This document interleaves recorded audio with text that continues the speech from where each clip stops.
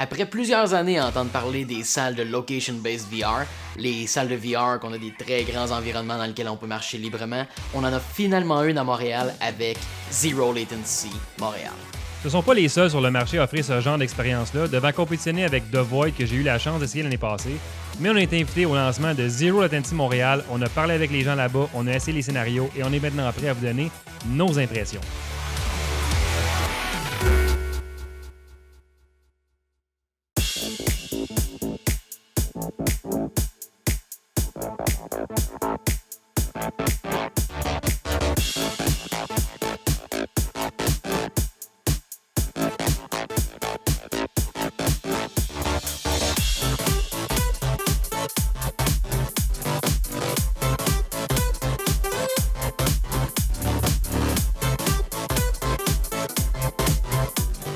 C'est possible que vous ne connaissiez pas le nom Zero Latency, mais ils sont bien implantés dans le marché.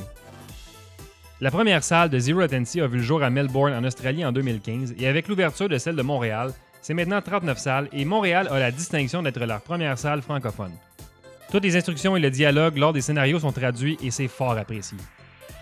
Beaucoup de la magie de l'expérience repose sur l'utilisation de technologies existantes, mais utilisées dans un but spécifique, afin d'obtenir une expérience spécifique. Bref, c'est un peu la même idée que les machines d'arcade. Puis ici, on a les casques HP Reverb, les casques les plus haut de gamme qui utilisent la plateforme Windows Mixed Reality.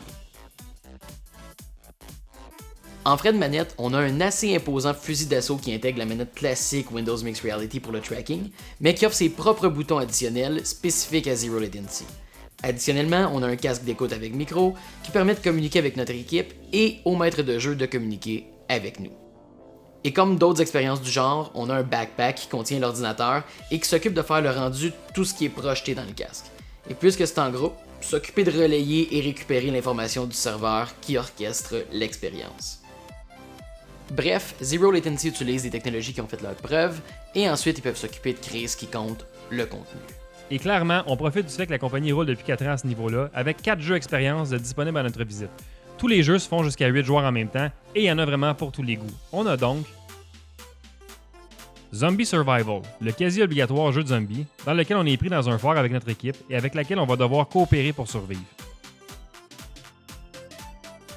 Engineerium, expérience paisible fantaisiste, toujours en équipe, où les lois de la physique ne s'appliquent plus. Ensuite, Singularity, une expérience sci-fi, ben oui, en équipe, dans laquelle on investigue une station militaire spatiale en panne, et cette expérience est plus longue et plus substantielle que les autres, à environ une demi-heure. Et finalement, Soul Raider, un jeu de tir à objectif, en équipe, mais contre une autre équipe de joueurs, sous un thème sci-fi post-apocalyptique. Et l'équipe nous dit qu'une seconde expérience zombie s'en vient, une expérience plus longue comme Singularity, qui va être disponible pour l'Halloween. Ce qui frappe le plus de notre expérience chez Zero Latency, c'est vraiment la liberté qu'on a au niveau des mouvements. Si on prend un scénario qui va être similaire dans un compétiteur comme par exemple The Void, où est-ce que c'est plus la mise en scène qui est mise de l'avant, on va être beaucoup plus limité sur les mouvements, ils vont plus nous diriger où est-ce qu'on peut aller. Par contre ici, on est vraiment libre à 100% de se déplacer dans toute la pièce au complet. Donc si on veut revenir en arrière dans le niveau pour se cacher, ben c'est possible de le faire et ça, c'est vraiment fantastique. En partant au niveau technique, c'est impressionnant de voir comment tout fonctionne avec un minimum de configuration. On s'équipe, on allume l'équipement, puis on y va. Bon, c'est pas sans dire qu'on n'a pas eu quelques petits pépins techniques, mais on s'entend qu'on est à l'ouverture. L'équipe va gagner de l'expérience avec l'équipement. Bref, pas de pépins de ce côté-là. C'est clair que la variété d'expériences disponibles, c'est une des forces de Zero Latency. Puis dans tous les scénarios, le côté social et coopératif augmente l'expérience. Dans les 3 qu'on a essayés, je suis ressorti avec une impression différente. Engineerium explore comment le VR peut jouer avec la réalité, mais est destiné au grand public. Zombie Survival est accessible et chaotique, parfait pour les fans de zombies. Mais Soul Raiders, c'est le paintball du futur. Pour vrai, j'ai jamais vu ça avant et j'en veux plus.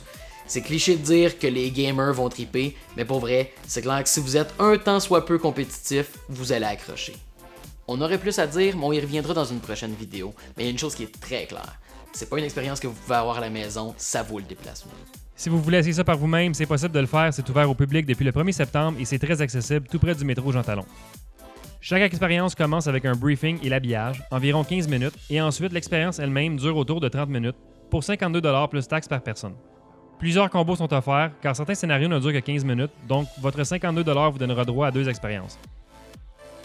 Assurez-vous de faire votre réservation sur leur site zerolatencyvr.ca avant de vous rendre sur place.